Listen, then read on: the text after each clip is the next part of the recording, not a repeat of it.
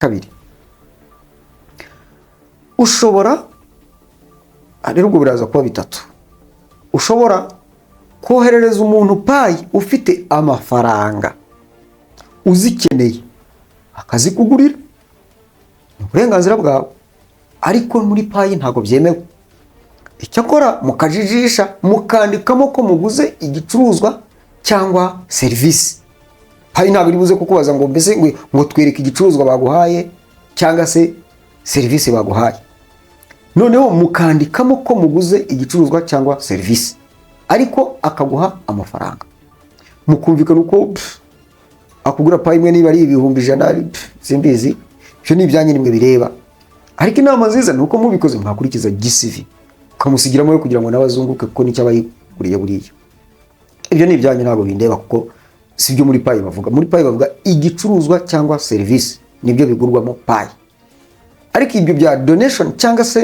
transfer for free ntabwo birimo niba bitarimo mwibikora ahubwo ku mayeri yanyu ni kubwo kwirengera mushyiramo igicuruzwa cyangwa serivisi niba bitari byo mushobora kuzakurikiranwa kandi mukabibazwa ko mwakoresheje payi mu buryo budakurikije uko amategeko n'amabwiriza bigenga ari cyo ngise ku ruhande ubundi buryo bwiza bwo kubona amafaranga afatika uyakuye muri payi iyo nyubako yiza kuba umuntu nta kabuza ari kugusaba kuyisiga amarangi ya Beta Paints kuko ariyo yongerera agaciro nayo ikaguhesha ishema mu bandi ngaho rero yibere mu cyimbo umurimbo wayo ubushinge Beta Paints uruganda nyarwanda dukesha amarangi yuje ubuziranenge aryoshya aho dutuye naho dukorera hari ay'amazi n'ay'amavuta nka Silk Vinyl, Weatherguard, Fast Dry, Epoxy, Wallmaster n'andi adakangwa n'imihindagurikire y'ikirere dufite nasigwa ku byuma no ku modoka niba hari n'ubundi bwoko bw'irangi wabengutswe ahandi duhe komande ikoranabuhanga ryacu ritunganye mu kanya nk'ako guhumbya mu Rwanda kandi twihariye gukora amasitike nziza z'ibyuma n'iz'ibirahuri produit za Beta Paints murazisanga mu gihugu hose naho kurangura ni Remera ya ruguru ya gare ku Muhima hateganye na Hotel Okapi mu Gakiriro ka Gisozi hafi y'Umukindo House hari kandi ni Rubavu hafi y'urusengero rw'Abadive i Musanze ni Rusizi ariko n'uwaba ari ahandi mu gihugu hose ashaka kurangura produit za Beta Paints tuzimugezaho kandi tukamutwaza ku buntu ku bindi bisobanuro iyambaza telefone n'urubuga rwacu ubona kuri screen yawe Beta Paints best quality best price good services. Muze Tito ameze neza muramubona muri kamera asigaye ari inzobe anone ari inzobe so ngenda inzobe cyane imibiri yombi ako nyine muze arananutse ntago ari ukunanuka afite tayi nziza ze gusenaruye afite tayi nziza nziza ushingiye okay kuko mpombanye oya ikiganiro abonye akoze wambaye ingofero hano muze yatebeye natebeye cyane natebeje natebeje umutwe aratebeye umukameramani uriya nuko utarayimenyera mukamera wameneye gufasha agashusho gasa neza niko kankuye bana wambaye akagofero wahenebeye ndavuga ni umusaza sema zira ngofero cyeze ukuntu bazitwangishaga bazita bazitaga ngo ni gasuzuguro aya ahubwo maze kuba umustar ugenda wihisha abantu narakuvumbuye cya umuntu afatiye hano hepfo mu gitondo kubwira twakubitanye bwa mbere mubonye ariko nawe no bwa mbere siko muri rumeneye ibikoresho kamazi we ndikanga naga araba akira basuhuza muti njya mubona kwihumure kandi shango ngo turaturanye hano se karetsi kotaza kuduha ikiganiro nagiye rwose yabisezeranije abantu nibutsa abantu bose bamayininze payi abantu baba pioneers bashaka gutanga ibiganiro baduha ku buhamya bwa payi nta kiganiro kizakirenza iminota 10 ku muntu ufite ubuhamya bwa payi atubwiye ukuntu yinjiye muri payi atubwira ukuntu bamubwiye atubwiye n'ibyo yahuyemo nabibye nabibwe nawe niba waranibyuze niba waranibguze umuntu ushaka gutanga ikiganiro ku Ihumure TV umuntu ushaka gutanga ikiganiro ku Ihumure TV rero umuntu ushaka guhinyuza payi akavuga ko ari ibicupuri cyangwa ari scam telefone ni 0788347197 aza tubwira ati ibyo bintu byanyu ni bisikam scam itanga amafaranga cyangwa se batubwira iti ibyo bintu byanyu n'iteshamutwe, cyangwa se undi aza aduhamya ati nabibonye neza ibyo bintu narabikunze. So Ndikuzo Emmy, ndi kuri Humure TV, ndi kumwe na Muzehe Tito. Ndashimira nose bakoze subscribe, n'abatarayikora muyikore. Ntago tuzababera ibigwari, ntago tuzababera inzanga, tuzabera abantu bazima. Muzehe rero, yes, tugaruka none mu kiganiro turi buze kwibanda kuri payi, ariko mbere gato wenda yuko tubuza kwibanda kuri payi, ngira ngo iminsi yo batanze iri kurangira, iri kwihuta. Umuririmbyi umwe yararimbye ngo iminsi irahita vuba, irahita yihuta, uko ihita benshi bapfa batamenya umukiza Yesu. Hariho icyo twakora tugikoranye umwete, dutabara ubu twese iminsi itarashira. Ngo hari icyo twakora tugikoranye umwete kugira ngo abantu benshi tubabwire Yesu, iminsi itabashirana, kuko iminsi irahita yihuta, kandi uko ihita niko benshi bapfa batamenye umukiza Yesu. Kandi niwe nzira n'ukuri n'ubugingo, ntawe ujya kwa data atamujyanye. Kandi igihe kirageze ngo itorero rya Kristo ritahe. Ibiri mu mutwe y'aka gasaza mu byihorere mu nyumva ibyo ndi kubabwira. Igihe kirageze ngo itorero rya Kristo ritahe, umugeni ari kwitegura, ari kurimbishwa, ari kurimbishwa umugeni. Hanyuma rero mwitegure, igihe itorero rigiye gutaha, iminsi irahita yihuta. Ushaka abandi ubwira Yesu, itorero ritaha rijye. Hanyuma ibyaka gasaza byo mubireke. Muri bira haranditsemo ngo isi yayihaye abantu ngo bayiture, Imana yayihaye abantu ngo bayitureho. Urabiye muri bajyana he? Bibeshye bageraho bajya. Ariko numvise ngo bagikuzimu di. Umva. Mbese ubu mu ijuru ntuhumvishe, wumvishe ikuzimu. Mvuze mu ijuru ntiwahumva, wumvishe ikuzimu. Nezo baracaye. Kagasaza. Inzira icamwe, inzira ijya. Wabanza wumvere umuzehe. Inyuru risororo. Iminsi ihita yihuta, twayivuyeho tugeze ku ya payi. Iminsi ya payi kwiri kwihuta irageye. Atabagiboke ba Emmy, Bibiliya iravuga ngo kwisi no gufata igihe, nko gufata igihe mu ntambara, mu rwanda intambara inkondoro byo kujya mu ijuru muciro. Mu rwanda intambara nziza. Oke, mu rwanda intambara nziza rero. Akaheze. Ikibazo cyawe rero, ikibazo cyawe wowe uteye nabi. Hamwe bemera ibyanditswe, hano ntubyemere. Ariko ibyanditswe ubu ngubu ntituri mu byanditswe. Okay, ngare ka tujye mu bya Dr. tujye mu bya Nicolas. Uvuga ibyanditswe no kuri internet haranditse, uvuga ngo ibyanditswe muri Bibiliya, ibyanditswe byera byahumetswe n'Imana. Akwera kuri Mariya barakubeshye. Heheze. Hariya muri Bibiliya ni kwera n'ikitiriro. Nkwerekamo ibintu byirabura. Ndikwereke. Muri icyo gitabo. Amaze kuko wabaye pasiteri urahakana kugeza ku rwego wumva nta kantu na kamwe kazima basi mu byo wabwirije wemera ko ari kazima. Nose niba warabwirije abantu bakava mu byaha. Sakimana. Nakiki? Nakabana. Nakabana. Abantu bande. Akimana kari ukwako. Akimana nakaye n'akantu nakaye. Akimana kari muri Bibiliya atakamoje. Nta kantu k'Imana kari muri Bibiliya. Ni iby'abantu byose. Iby'Imana byo ni ibiheze. Iby'Imana n'umwimerere. Ibyo bikura heze. Ni ibintu wabibwiwe nande se? Ni ibintu bitatu. Byo wabibwiwe nande bimbwira. Ikimbwira. Imana yangize iki? Wowe yamaye gutekereza ngo mbimenye. Oya, uri ikirumbo cy'Imana. None se wase reka nkubaze. Imana niyo muhamya. Yibaze. Muze tujye muri payi ntazagusekurira kuri kamera. Nzanga utarayobye. Akagasa. Nzanga utarayobye. Jewe nasomye Bibiliya ndayindayoba. Dufata Bibiliya. Ni nakwereka ko wayobye. Do ndabireka. Okay. Akagasaza mukamfashe gafite abazimu. Babanze bapfe. Okay, reka tujye muri payi. Abafite n'abakurambere b'iwacu. Kahibase. Kandi abagabo nta kintu bantwaye, turakundana. Akoso uyu mugore washatse akagasaza ntiyagoye. Mudamu arabizi ko nta kintu mutwaye rwose. Urumva ntari biryajya arabizi. Ariko azi ko nihanganira nk'ibyo. Kubera ko yabi n'uburozi. Wavuye muri ibi bintu ukabivamo ukajya muri payi. Ubundi wazaye. Kandi reka nkubwire, ndashaka kukuvura. Kumvura heze. Kuko barakumugaje. Bande bamugaje. Bande bamugaje. Iyo bakamana. Hanyuma wowe wakijijwe nande? Sha Imana sha ntabaye ukanyogo. Egutabarira. Yahaye amatwi. Ubundi Imana utayihaye amatwi. Uyizite se. Araziba. Wayibwiwe nande uyizute? Nayibwiwe n'ibyaremwe. Ibyaremwe. Yiremeye. Hanyuma urayimenya. Cyane. Hanyuma irakumvira. Iranyumvira. Inyumvira zo ubundi ndayiyobora. Arewe. Ahubwo ni njyewe yumvira. Uyumvira ututayizi. Jewe jya nkurikiza gahunda y'uko. Wayibwiwe nande? Ko naremwe. Igihe cyose udakurikiza gahunda y'ibyaremwe urapfuye. Sha uri umurambo. Twagiye. Mu mubiri ariko muze uri umurambo. Kumana hondi pi. Heze. Kumana. Kuri umubiri se kumana muhuriye. Uri umubiri Imana uyizute. Hari indwara abantu bandura bazikuye handi. hari n'indwara biyanduza. Ubu mwariyanduje mwashize. Indwara nyinshi murwaye mu myemerere ni indwara mwiyanduje murwaye. Icyambere mwarabanje mwishinja icyaha.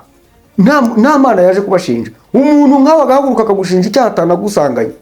Ubu ngo nabazwe icyaha ngo cy'umuntu bita ngo Adamu. Niba nabayo simbizi. Kandi Adamu mu rurimi rw'umwemerere rukomokamo. Mu gihe bivuga Adama amaraso.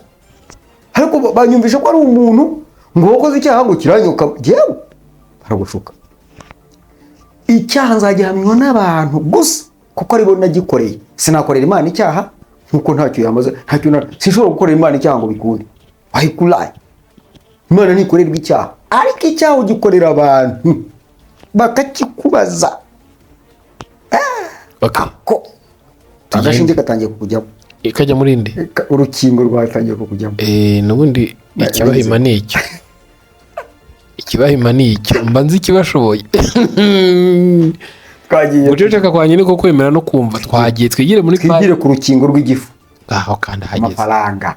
Okay sawa.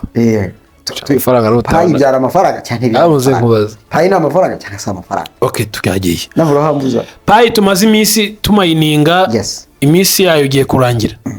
Gute? Reka tubanza update yasohotse. Okay. Ni imbuzi barimo kuburira abantu. Ni update imaze amasaha 8 ubu ngubu tuvugana. Baragira bati complete your mainnet checklist. Completing your mainnet checklist is essential to migrate to mainnet. Gusoza mainnet checklist yawe ni ingenzi kugira ngo payi zawe zimurwe zijye muri mainnet. With the recent grace period extension and open network launch, make sure to complete the mainnet checklist as soon as you can. Haraba kwerekana uburyo bikorwa akavideo kariho uranyura hariya tumayiningira ujye mu dukoni dutatu imuso hejuru ureba hagana hasi kuri munsi ya rutonde rw'amagambo ureba handitse kuri X ukandeho ubone update yasohotse bakwereke uko wabikora. Baduhaye akavideo katwereka uko bakora basoza mainnet checklist. Hano rero baratubwira ko gusoza iyi launch yateguwe ndetse no kongera igihe cy'imbabazi kuri tariki 14 z'ukwa gatatu. Bisaba yuko bikorwa vuba bishoboka, bisoze vuba bishoboka kugira ngo ibiteganijwe gukorwa kuzuzwa bikorwe. Iyo ni update ya kwa team yatanze tuyivuyeho ngaho mbaze ushaka.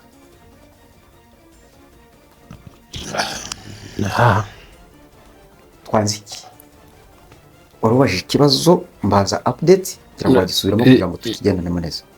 Niba tuvuye muri update ngira ngo wenda sinza kurambirana cyane. Sinzi umuntu umwe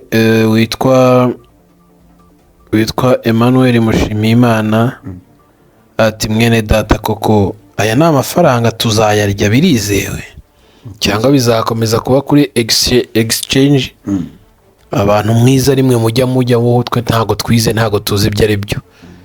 Ndi wandi ubaza ngo azaba fiat abantu babona icyo kuko kugeza ubu wenda twabivuzeho ariko hari umuntu ukeneye kumenya koko ngo aya mafaranga koko muratwemeza ko azaba fiat. Ese murashingira kuki? Ni nicyo kibazo cyonyine. Ikindi nacyo tuzakigarukaho butaha. Nawe ngo ujye ukora ibiganiro bigufi muze abantu babyumve bave mu nzi. Ibintu bibiri gusa.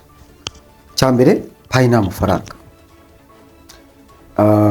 Bisobanurira abantu babyumve. Nibyo ngiye gukora.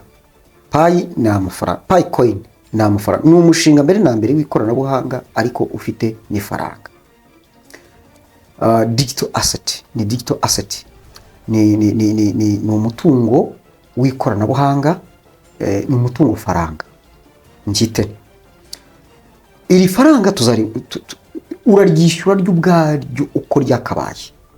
Kandi uryishyura kuri indi ku muntu wayimayininze ndetse na company yemerewe gukorera muri payi.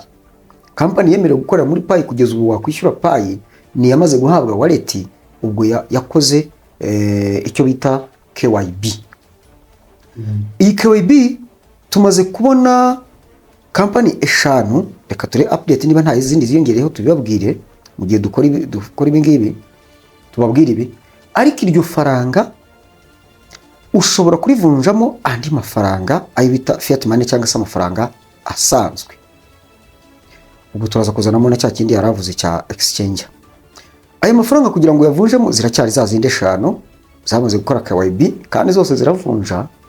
Ahubwo abantu bakwiye kugira impungenge no kwibaza ngo kwerekera izo babanje.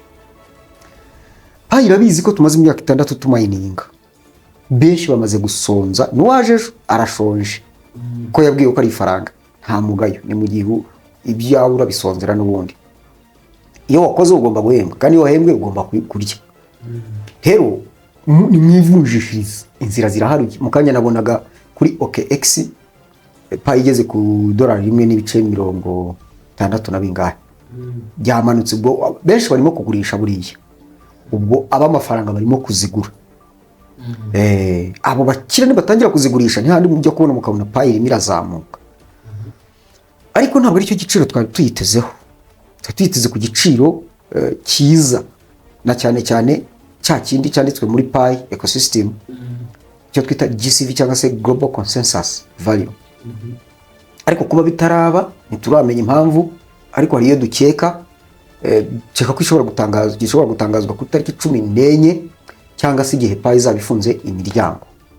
Nicyo gihe dukeka ko ntabwo irafunga imiryango, ko kugeza ubu iyo tumayine kugira ngo ifunge tubibonera hahandi tumayiningira. Iyo tumayininga tumayiningira umaze kumayininga hahinduka icyatsi, ukandamo ugahita ubona mining rate. Ubu ngubu dufite 0.0029, tuvuye kuri 0.0047. Ubwo bagabanyijeho 0.0018. Umunsi rero bizagera kuri 0.0 gusa, mining izaba ihagaze, nta bantu bazaba bakinjira. Ubwo abarimo ni bazaba bakora gusa, kandi hateganijwe abanyamuryango bagera kuri miliyoni nibura 100.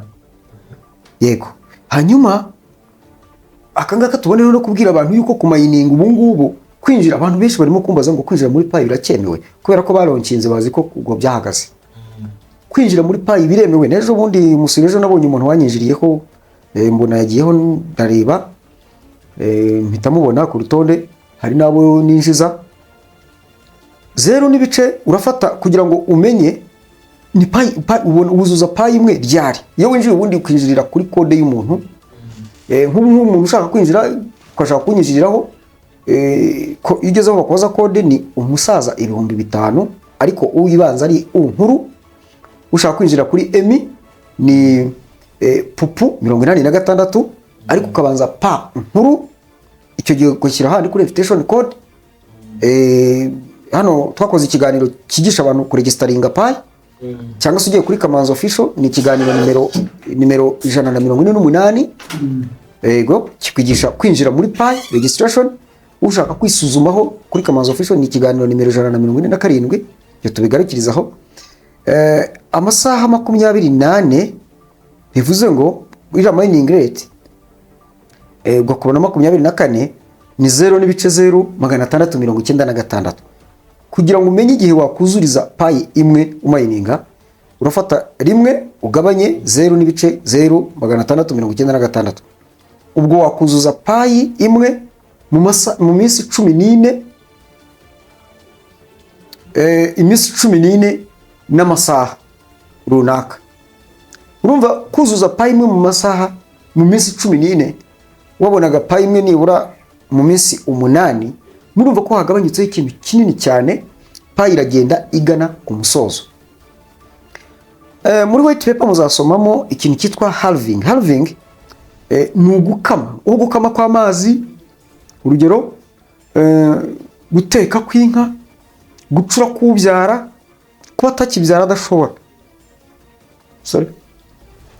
Halving muri ibi bintu bya mining, igihe izaba igeze ku musozo itakigira ikintu itanga, nibwo Payi izaba ihagaze, abantu batakinjira. Ariko ubu barinjira, ariko barabona Payi bibagoye. Nigeze mbabwira kubongerera Payi, nta kindi ngufasha kurokirita abantu bakinjira kuri kode yawe, bahita baguha Payi y'ubuntu dabo, hanyuma bakanaguha bonus iyo uwo muntu ya mininze buri munsi uko amayininze. Niyo mpamvu nanjye nkwinjiriza umuntu nzi ko nshobora gukurikirana kandi tumenyeranye ku buryo atangora. Abo twavuganye narabibafashije kandi biratanga umusaruro. Ubu niyo nayo nzira inasigaye yo kubona payi nyinshi rwose. Icyo nkigarukiriza ngo siyo yari ingingo nyamukuru yari ese payi ni amafaranga, ese izatanga amafaranga? Yego, payi ni amafaranga, uyishyura wa wundi wayimayininze cyangwa kampani yemerewe gukora muri payi, ariko ushobora no kuyihinduramo amafaranga asanzwe. Ubwo ndaza no kugaruka ku kintu kivuga ngo bayaduha se gute, ntacyo twabakoreye, bayakuye hese, bazabona dukwiriye. Maze nirebera ukuntu uyabona unyuze ubundi payi ikoreshwa mu kwishyura ibicuruzwa na serivisi. Ushobora rero kwishyura igicuruzwa muri payi kubemera kwakira payi, hanyuma ukagifata ukakigurisha amafaranga asanzwe, ukabubonye fiat money cyangwa se amafaranga asanzwe. Icyo ni kimwe. Icya kabiri, ushobora rero ubwo biraza kuba bitatu. Ushobora koherereza umuntu payi ufite amafaranga uzikeneye akazikugurira, ni uburenganzira bwawe, ariko muri payi ntabwo byemewe. Icyakora mukajijisha mukandikamo ko muguze igicuruzwa cyangwa serivisi. Payi ntabwo iri buze kukubaza ngo mbese ngo twereke igicuruzwa baguhaye cyangwa se serivisi baguhaye. Noneho mukandikamo ko muguze igicuruzwa cyangwa serivisi, ariko akaguha amafaranga. Mukumvikana uko akugura payi imwe niba ari 100,000 simbizi, ibyo ni ibyanyu nimwe bireba. Ariko inama nziza ni uko mubikoze mwakurikiza GCV, ukamusigiramo yo kugira ngo n'abazunguke kuko nicyo abayiguriye buriya. Ibyo ni ibyanyu ntabwo bindeba kuko si byo muri payi bavuga. Muri payi bavuga igicuruzwa cyangwa serivisi, nibyo bigurwamo payi. Ariko ibyo bya donation cyangwa se transfer for free ntabwo birimo. Niba bitarimo mwibikora, ahubwo ku mayeri yanyu ni kubwo kwirengera mushyiramo igicuruzwa cyangwa serivisi. Niba bitari byo mushobora kuzakurikiranwa kandi mukabibazwa ko mwakoresheje payi mu buryo budakurikije uko amategeko n'amabwiriza bigenga ari. Cyo ngise ku ruhande. Ubundi buryo bwiza bwo kubona amafaranga afatika uyakuye muri payi nuko uyanyuza kuri za exchanges ya OKX, ya Betgate, ya Get.io n'izindi zibyemerewe, ukazinyuzaho ukayexchanginga muri USDT cyangwa se mu yindi coin, ariko ukazayafata ukayavunjamo amafaranga asanzwe, kuko birashoboka ukoresheje phone number cyangwa bank account, bitewe nuko waregistarinze, bitewe na platform ubikoreramo ya exchange platform ukoreramo. Icyo ngira ngo nacyo kirasobanutse. Nubwo buryo mbabwiye bubiri bwemewe bwo kubonamo amafaranga muri payi. N'ubwa gatatu butemewe mushobora gukoresha ku mayeri yanyu mubyumvikanyaho, mukirinda ko byabagiraho ingaruka kuko birakorwa. Ubwira umuntu uti niba ariko uzibuteganya yuko bashobora kugufata, sibyo? Ubwo rero muri make busa nkaho witije uburyo bwo kubona currency, fiat currency, ariko ugatira inyandiko, ukabyitirira inyandiko itariyo ubizi neza kuko zikosa bagucakeye nyine urabyumva ko baguha kakajwe. Ngira ngo ndabirangije cyo mbazaga. None rero dusoza, dukomeje gufasha abantu, ariko ubufasha bwanjye buzahina inkokora cyangwa buzagabanya umurego uko bambonaga buri munsi. Nk'ubu saa sita mbasohotse mu kazi, ngafatamo akaruhuko, saa 8 nkatangira kwakira abakeneye gufashwa ku bya payi. Icyo ukora urampamagara ukambaza nkeneye gufasha ku bya payi, birasaba iki? Akubwira wondi, akubwira ibisabwa, ubwo biri gusabwa byo gutega ngereho kuko nta bundi bugusanga aho uri, biragoye. Nabona nabwiye ngo nagusanga aho uri, ntabwo binshobokera rwose, mbe bikuyeho. Ariko ubufasha bwanjye buzahina inkokora guhera buzagarukira ku itariki 14 z'ukwezi kwa gatatu. Nyuma yaho nanjye nkeneye kuruhuka guhera ku itariki ya 2 z'ukwa karindwi ntaruhuka. Namwe mumva icyo kintu kitagira konji, man, nachoka kabisa, nachoka. Ubu kintu ngiye kwitaho cyane gukoresha WhatsApp byangoraga ariko ngiye gusubira WhatsApp, niba ari ikintu nakoreshaga cyane ni WhatsApp, ngiye gusubira gukoresha izo mbaraga mbasubize kuri WhatsApp, dore ko benshi ari byo biborohera, n'abari hanze n'abari i Burayi. Suje abantu bari i Burayi, mfite umusaza w'inshuti yanjye w'umupasiteri w'umugwaneza cyane, sindi bumuvuga izina, ari mu Bubiligi, dukorana umunsi ku munsi, waranyihanganiye ndi mu bibazo bikomeye, ariko mugiye kugurukira uhereye uyu munsi tugiye kwiga buri kamwe kose nkuko nabigusezeranije. Yes, amahugurwa bambe urakoze cyane Emi, ku itariki 8 no ku itariki 9, ariko dushobora no kuyakora umunsi umwe, ariko uyu munsi ne nababwiye ko uyu munsi mbamenyesha aho tuzakorera,